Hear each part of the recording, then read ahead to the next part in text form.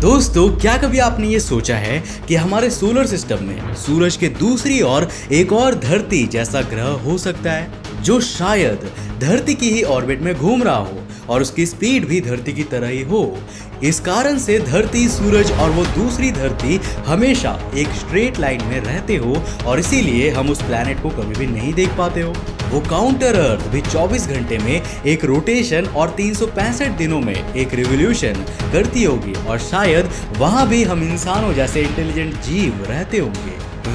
ये आइडिया मेरा नहीं है, बल्कि ये आइडिया आज से 2300 साल पहले ग्रीक फिलोसोफर फिलोलोज ने दिया था। इस हाइपोथेटिकल प्लैनेट को एंटिक्थोन या काउंटर अर्थ नाम दिया गया था। लेकिन क्या ऐसा असल में हो सकता है? क्या सूरज के दूसरी ओर के सोलर सिस्टम में धरती की ऑर्बिट में ही एक और धरती हो सकती है जिसके बारे में हम स्पेस लवर्स को आज तक पता नहीं था? अच्छा चलो, मेरे एक और सवाल का जवाब दो। आपने तो मार्स और जुपिटर के बीच में एस्ट्रॉइड बेल्ट को देखा ही होगा, लेकिन क्या आपने कभी ये सोचा है कि आखिर इन दोनों प्लैनेट्स यानी मार्स और जुपिटर के बीच में इतना बड़ा गैप क्यों है और एस्ट्रॉइड बेल्ट उसी जगह पर क्यों है और कहीं और क्यों नहीं? क्या वहां भी कोई प्लैनेट हुआ करता था? सोच में पड़ गया ना? सोचने वाली बात ही है, लेकिन आज हम इसके जवाब आपके लिए लेकर आए हैं। आज के इस वीडियो में मैं आपको काउंटर अर्थ के बारे में बताने वाला हूँ। साथ ही हम ऐसे कई हाइपोथेटिकल प्लैनेट्स की बात करेंगे जिनके हमारे सोलर सिस्टम में होने की बात कही जाती रही है एंड आई एम श्योर कि आप इनके बारे में आज जिंदगी में पहली बार सुनोगे। तो हेलो गाइस, मैं हूं कौशिक और चलिए जानते हैं सोलर सिस्टम में छिपे हुए कुछ हैरत अंगेज प्लैनेट्स के बारे में। दोस्तों, एंटिक्थोन या काउंटर अर्थ का कॉन्सेप्ट हमारी प्रीवियस जनरेशंस के बीच काफी पॉपुलर रहा है और खास तौर पर वेस्टर्न वर्ल्ड के फिलोसोफर इस पर काफी विश्वास किया करते थे। लेकिन आज के सिनेरियो में ऐसा हो ही नहीं सकता कि सोलर सिस्टम में धरती की ऑर्बिट में एक ऐसा प्लैनेट घूम रहा हो जिससे आज तक हम अनजान हो। मतलब ये हो सकता है कि नेपच्यून की ऑर्बिट के पार कुइपर बेल्ट में या फिर ऊट क्लाउड में कोई प्लैनेट 9 हो जिसे हम आज तक ना खोज पाए हो, लेकिन इनर सोलर सिस्टम में हमारी नाक के नीचे ऐसा प्लैनेट होना नामुमकिन है। अगर ऐसा कोई प्लैनेट होता तो चाहे हम उसे अपनी आंखों से ना देख पाए, लेकिन उसकी ग्रेविटी का इफेक्ट तो हमें जरूर दिखाई देता। वो प्लैनेट मरकरी, वीनस और मार्स की ऑर्बिट्स पर अपना प्रभाव जरूर डालता। हम इंसान अगर आज वीनस, मरकरी और मार्स पर अपने स्पेस प्रोब सक्सेसफुली लैंड कराने में कामयाब हुए हैं तो इसका कारण हमारी एक्यूरेट कैलकुलेशंस और आसपास के ऑब्जेक्ट्स के ग्रेविटी का सही अंदाजा ही है। अगर कोई और प्लैनेट एग्जिस्ट कर रहा होता तो उसकी ग्रेविटी हमारी सारी कैलकुलेशंस पर पानी फेर देती और हमारे स्पेस प्रोब्स दूसरे प्लैनेट्स पर कभी भी लैंडिंग नहीं कर पाते। सेकेंडली, जब हम इन स्पेस प्रोब्स को दूसरे प्लैनेट्स पर भेजते हैं तो वो वहां से स्पेस की कई सारी फोटोज भी तो लेते ही हैं। अब चलिए मान लेते हैं कि हम धरती से उस प्लैनेट को नहीं देख सकते हैं, लेकिन दूसरे प्लैनेट्स की ऑर्बिट से तो उसे देखना जरूर पॉसिबल होता। इस तरह मॉडर्न साइंस में एंटिक्थोन जैसे किसी हाइपोथेटिकल प्लैनेट की कोई जगह नहीं है। वैसे दोस्तों, क्या कभी आपने ये सोचा है कि मार्स और जुपिटर के बीच इतना ज्यादा गैप क्यों है? क्या वहां पर कोई प्लैनेट नहीं हो सकता था? और वहां पर एस्ट्रॉइड बेल्ट क्यों है? और ये एस्ट्रॉइड बेल्ट आया तो आया कहां से? इन्हीं सवालों ने कई सेंचुरी से साइंटिस्ट को कंफ्यूजन में डाला हुआ है और अलग अलग लोग इसके लिए अलग अलग एक्सप्लेनेशंस देते हैं। आज से करीब 380 करोड़ साल पहले धरती, मून, मार्स, वीनस और मरकरी पर ढेर सारे एस्ट्रॉइड्स आकर गिरे थे। इस इवेंट को हम LHB यानी कि लेट हेवी बॉम्बार्डमेंट के नाम से जानते हैं, लेकिन साइंटिस्ट इसके पीछे का रीजन आज तक क्लियर नहीं कर सके हैं। कुछ लोग मानते हैं कि इसका रीजन था प्लैनेट 5। ये सोलर सिस्टम का 5th प्लैनेट हुआ करता था और मार्स और जुपिटर के बीच में स्थित था। इसकी साइज मार्स से छोटी थी, इसी कारण से ये जुपिटर की ग्रेविटी में फंस गया और अल्टीमेटली डिस्ट्रॉय हो गया। ये छोटे छोटे कई सारे टुकड़ों में टूट गया और एस्ट्रॉइड्स के फॉर्म में इनर सोलर सिस्टम में बरस गया। मार्स के नॉर्दर्न हेमिस्फीयर में स्थित बोरियलिस बेसिन के पीछे की कहानी भी कुछ ऐसी ही है। ये मार्स के करीब 40% हिस्से में फैला हुआ है। कहते हैं कि ये मार्स की सरफेस से 1900 किलोमीटर डायमीटर वाले किसी ऑब्जेक्ट के टकराने से बना इंपैक्ट बेसिन है। हालांकि वहीं पर कुछ साइंटिस्ट एलएचबी के पीछे जुपिटर और सैटर्न की ऑर्बिट में हुए सडन चेंजेस के कारण एस्ट्रॉयड बेल्ट के एस्ट्रॉयड्स का इनर सोलर सिस्टम में आ जाना बताते हैं। मतलब कुछ लोग ये मानते हैं कि एस्ट्रॉयड बेल्ट प्लैनेट 5 से बना था और कुछ लोग मानते हैं कि ये पहले से ही मौजूद था। अब दोस्तों आपकी बारी है, आपको क्या लगता है कि ये एस्ट्रॉयड बेल्ट पहले से ही मौजूद था या फिर ये प्लैनेट 5 के कारण बना था? अपनी राय हमें नीचे कमेंट कर दो। साल 1801 में जब ज्यूसेप्पे पियाजी ने सेरेस की खोज की तो एस्ट्रॉयड बेल्ट के बारे में हमारी नॉलेज इंक्रीज होने लगी। इसके बाद पालास, वेस्टा और जूनो की भी खोज हुई।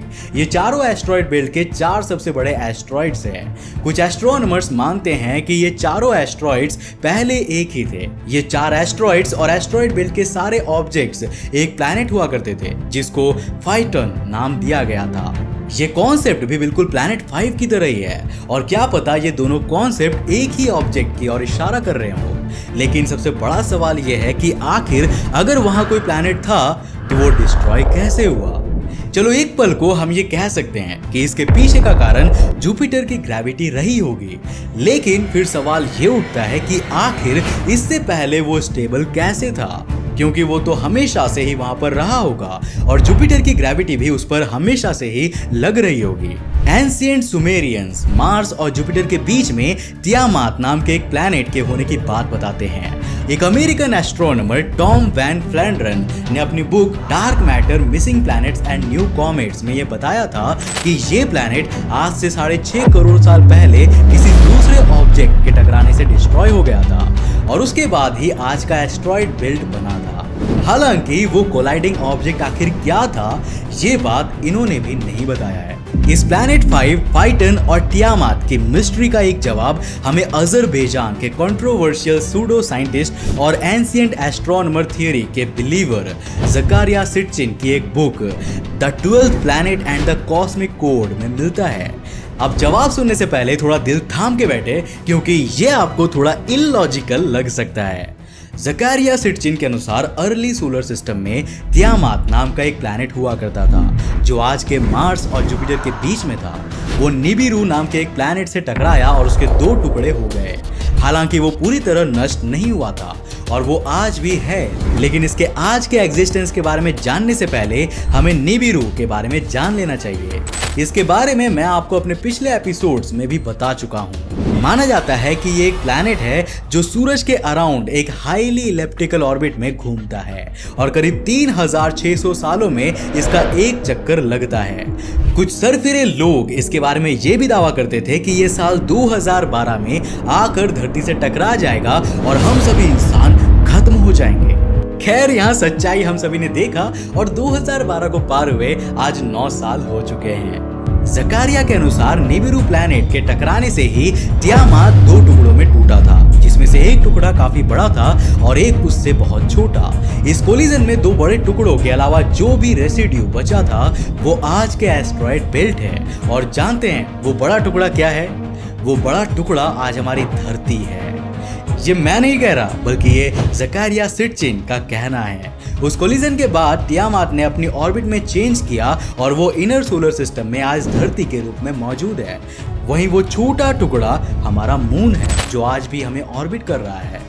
अब वो इस बात पर कितने सही थे और कितने गलत ये तो मैं नहीं कह सकता, लेकिन अभी हमारे लिस्ट में कुछ और भी प्लैनेट्स बाकी है जिन्हें जानने के लिए आगे बढ़ते हैं। साल 1999 में अमेरिका के लुइजियाना यूनिवर्सिटी के 3 एस्ट्रोफिजिसिस्ट जॉन मैटिसी, पैट्रिक विटमैन और डैनियल विटमायर ने हमारे सोलर सिस्टम में टाइची नाम के एक प्लैनेट के होने का दावा किया था। उनके अनुसार ये सूरज से करीब 15,000 एस्ट्रोनॉमिकल यूनिट्स दूर ऊट क्लाउड में होना चाहिए। इसकी साइज जुपिटर से 3 गुना ज्यादा बड़ा होगा और ये हर 18 लाख सालों में सूरज का एक चक्कर लगाता होगा। टाइची का कॉन्सेप्ट लॉन्ग पीरियड कॉमेट्स की ऑर्बिट को एक्सप्लेन करने के लिए दिया गया था। लॉन्ग पीरियड कॉमेट्स ऊट क्लाउड से इनर सोलर सिस्टम की ओर आते हैं और हर 200 सालों में सूरज का एक चक्कर लगाते हैं। लेकिन इनकी कोई फिक्स्ड ऑर्बिट नहीं होती है। ऑब्जर्वेशंस में ये पाया गया है कि ये ऊर्ट क्लाउड में कहीं से भी निकल आते हैं।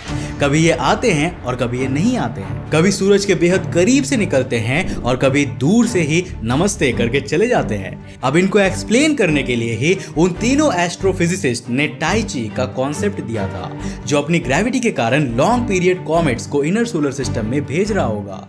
लेकिन साल 2012 से 2014 के बीच नासा के वाइड फील्ड इंफ्रारेड सर्वे एक्सप्लोरर यानी कि वाइज टेलीस्कोप से की गई रिसर्चेस में ऐसा कुछ भी नहीं मिला और इस तरह इस ऑब्जेक्ट का आइडिया भी नेग्लेक्ट कर दिया गया। मैंने अपने पिछले कई वीडियोस में आपको मिस्टीरियस 9 के बारे में बताया हुआ है और एक वीडियो में मैंने आपको मर्क्यूरी और वीनस के बीच स्थित हाइपोथेटिकल प्लैनेट वल्कन के बारे में भी बताया था, जो मर्क्यूरी की अनयूजुअल ऑर्बिट को एक्सप्लेन करने के लिए अज्यूम किया गया था। लेकिन वो भी सिर्फ एक इमेजिनेशन ही था और इस वीडियो में फिर से उसके बारे में डिस्कस करना बेकार ही होगा। तो चलिए अब हमारी लिस्ट के आखिरी कैंडिडेट थिया से आपका इंट्रोडक्शन करा देता हूँ। ऐसा माना जाता है कि अर्ली सोलर सिस्टम में थिया नाम का एक प्लैनेट हुआ करता था, जो धरती से टकराया था। इस कोलिजन से बहुत सारे डस्ट और रॉक पार्टिकल्स स्पेस में जमा हो गए थे। इन्हीं रेसिड्यू पार्टिकल्स ने हमारे मून का फॉर्मेशन किया है। इसे हम मून के फॉर्मेशन की जाइंट इंपैक्ट हाइपोथेसिस कहते हैं। अर्थ की बड़ी कोर को भी इसी कॉन्सेप्ट से एक्सप्लेन किया जाता है। ऐसा माना जाता है कि दोनों प्लैनेट्स के कोलिजन के कारण उनकी कोर मिक्स हो गई थी और आज हम धरती के जिस कोर के बारे में जानते हैं वो धरती और थिया की कोर का मिक्सचर है। हालांकि मून के फॉर्मेशन के बारे में और भी कई सारे हाइपोथेसिस पॉपुलर है। वैसे क्या आप मून की फॉर्मेशन से जुड़ी सारी पॉसिबल थियरीज के बारे में एक सेपरेट वीडियो देखना चाहते हो? अगर चाहते हो तो हमें नीचे कमेंट करके जरूर बताना। अगर आपके कमेंट्स ज्यादा हुए तो पता है ना क्या होगा, मैं आपके लिए इसके बारे में और भी वीडियोस जरूर लेकर आऊंगा। तो उम्मीद है कि आज के इस वीडियो से आपने काफी कुछ नया सीखा होगा। अगर सीखा तो इस वीडियो को एक लाइक करने के साथ साथ अपने फ्रेंड्स और फैमिली के साथ शेयर कर देना। अगर आप नए हो इस चैनल पे तो इंटरेस्टिंग वीडियोस के लिए इस चैनल को सब्सक्राइब करने के साथ साथ नोटिफिकेशन बेल को ऑन कर देना, ताकि आप देख सको हमारे वीडियो सबसे पहले। तब तक के लिए बाय, जय हिंद।